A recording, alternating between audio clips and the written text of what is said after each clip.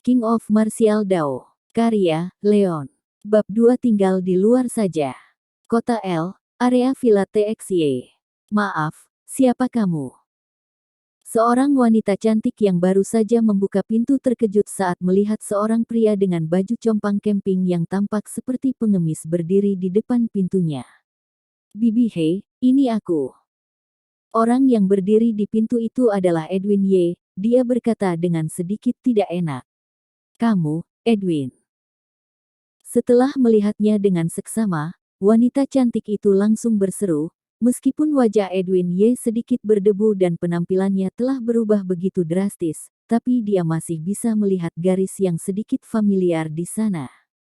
Kamu benar-benar Edwin. Setelah Edwin Ye sedikit mengangguk, keterkejutan di wajah wanita cantik itu menghilang dan berganti menjadi ekspresi surprise serta bahagia. Cepat masuk, coba Bibi lihat baik-baik. Tanpa memperdulikan debu di tubuh Edwin Ye, dia menariknya masuk dan menatapnya dari atas ke bawah. Beberapa tahun tidak bertemu, kamu sudah tumbuh begitu tinggi. Edwin Ye tersenyum ringan, sudah 6 tahun berlalu, aku juga terkejut melihat Bibi masih bisa mengingatku. Nama wanita cantik itu adalah Ernina He, yang Edwin Ye temui secara tidak sengaja dalam 8 tahun terakhir. Saat itu, Edwin Ye tidak punya apa-apa dan keadaannya sangat mengenaskan. Ernina He membantunya, dan sejak saat itu Edwin Ye selalu mengingatnya dan sangat berterima kasih pada Ernina He. Bibi bagaimana mungkin melupakanmu? Saat Bibi tersesat di pegunungan, jika tidak ada kamu yang memimpin jalan, Bibi tidak tahu apakah Bibi bisa keluar dari sana. Wajah Ernina He penuh senyuman, ya dia sangat senang melihat Edwin Ye. Bibi He, aku kali ini kemari. Edwin Ye sambil bicara sambil merogoh tasnya mencoba mengeluarkan sesuatu, tetapi Ernina He selangkah lebih maju dan melepaskan tas dari bahunya.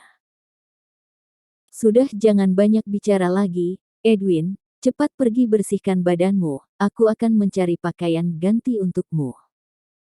Setelah selesai mengatakan itu, dia langsung mendorong Edwin Ye ke kamar mandi. Edwin Ye tidak bisa membantahnya, jadi hanya bisa mengikuti kata-katanya. Dia baru saja berjalan di koridor tapi tiba-tiba terdengar suara langkah kaki yang ringan di tangga lalu diikuti dengan teriakan. Ah! Siapa kamu? Kamu kenapa bisa ada di rumahku? Edwin Ye memiringkan kepalanya dengan ringan. Di sana ada seorang gadis berusia 16 atau 17 tahun berdiri di puncak tangga. Dia tidak memakai riasan di wajahnya. Wajahnya sangat indah. Fitur wajahnya bersih dan sempurna. Rambutnya terurai ke bawah, berwarna hitam dan indah dan hampir mencapai pinggang. Kakinya memakai sepasang sandal kartun kekinian, dan memperlihatkan jari kakinya yang indah. Tingginya sekitar 1,65 meter, mengenakan rok pendek merah muda, dan kakinya yang seputih salju lurus dan ramping menarik setiap mata yang memandangnya. Gadis seperti ini kalau berada di sekolah, dia pasti akan menjadi primadona sekolah.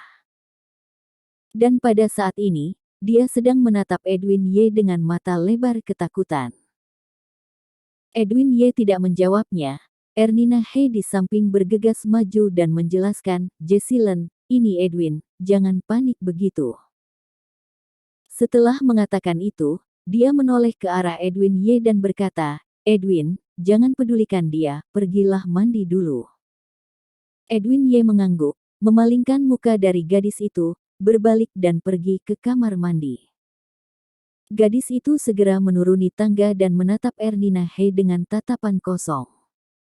Bu, siapa dia? Pakaiannya compang camping begitu. Kok bisa datang ke rumah kita? Ernina He menarik gadis itu untuk duduk di sofa, lalu dengan tersenyum dan berkata, Jessilyn, apakah kamu masih ingat dengan cerita ibu? Waktu itu ibu tersesat di daerah barat. Ibu tersesat ke dalam hutan, lalu ada orang yang membantu serta membawa ibu keluar dari sana. Orang itu dia. Respon gadis itu seperti tidak percaya. Iya, dia baru saja datang kemari. Mungkin hidupnya tidak sesuai dengan harapannya, jadi dia berpakaian seperti itu. Kamu tidak boleh membeda-bedakan orang. Pemuda ini baik dan memiliki hati yang tulus. Gadis itu menganggukkan kepalanya, tetapi dalam hatinya ada sedikit penghinaan. Dalam lingkungannya, semua teman di sekitarnya adalah orang kaya dan memiliki latar belakang yang baik. Dan dia mana pernah berhubungan dengan pemuda seperti ini. Apalagi saat pemuda ini berjalan ke kamar mandi rumahnya untuk mandi, memikirkan debu dan kotoran di sekujur tubuhnya, dia merasa sedikit mual. Edwin, pakaiannya kutinggalkan di sini ya, setelah keluar nanti ambil dan gantilah. Ernina He meletakkan pakaian di balik kamar mandi, dan Edwin Ye meresponnya dari dalam. 10 menit kemudian, pintu kamar mandi terbuka, dan Ernina He yang sedang duduk di sofa, menoleh untuk melihatnya, matanya seketika berbinar. Edwin, sudah selesai mandinya. Beberapa tahun tidak bertemu, sekarang kamu telah tumbuh menjadi anak laki-laki yang tampan ya. Gadis di sampingnya langsung merespon ketika mendengar kata-kata ibunya. Tampan. Penampilannya yang seperti pengemis itu masih bisa dibilang tampan. Dia sama sekali tidak menganggap serius keberadaan Edwin Ye dan meliriknya dengan santai, tapi hanya sedikit lirikan itu langsung membuatnya terpana. Di pintu kamar mandi, seorang pemuda tampan dengan wajah seperti giok yang indah berdiri di sana. Tingginya sekitar 1,85 meter, dengan sosok yang proporsional dan garis-garis nyata di tubuhnya. Dia mengenakan kemeja dan celana panjang yang diberikan oleh Ernina He, membuatnya terlihat fresh dan natural. Terutama sepasang matanya, gelap dan dalam, seperti galaksi dalam alam semesta. Gadis itu bertanya pada dirinya sendiri berapa banyak pria tampan yang dia pernah jumpai, di antaranya juga ada yang tengah mengejarnya. Tetapi untuk pemuda di depannya saat ini dia adalah orang pertama dari lawan jenis yang mampu membuatnya terpana hanya karena penampilannya saja. Bibi He, pakaian kotor tadi aku buang ke tempat sampah, tidak apa-apa kan? Edwin Ye memiliki senyum di wajahnya, dan ketika dia berbicara, itu seperti ada karisma serta temperamen yang istimewa. Buang saja di sana, tidak apa-apa. Ernina He berdiri, menunjuk ke anaknya dan berkata, ngomong-ngomong, Edwin, izinkan aku memperkenalkannya padamu. Ini putriku, Jesslyn Xiao. Jesslyn Xiao berdiri dan memberi Edwin Ye senyuman yang sopan. Halo, namaku Edwin Ye. Edwin Ye memandang Jesslyn Xiao dan mengulurkan tangan kanannya. Matanya masih jernih. Tidak ada perubahan sedikit pun saat melihat sosok cantik Jesslyn Xiao. Jesslyn Xiao sedikit terkejut. Meskipun dia tidak pernah menganggap penting penampilannya, tapi dia juga tahu betapa menariknya dirinya. Di sekolah, dia dicap sebagai primadona sekolah. Ada begitu banyak orang yang jatuh cinta padanya. Setiap hari, surat cinta yang diterimanya baik dari dalam ataupun luar sekolah sudah cukup mengisi setengah kotak meja.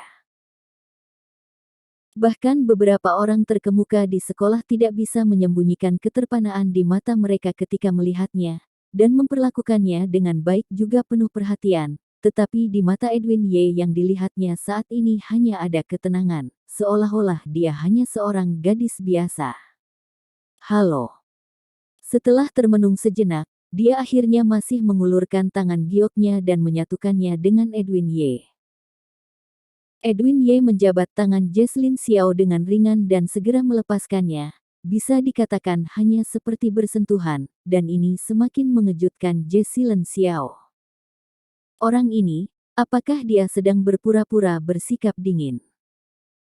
Mata Jesslyn Xiao berkedip.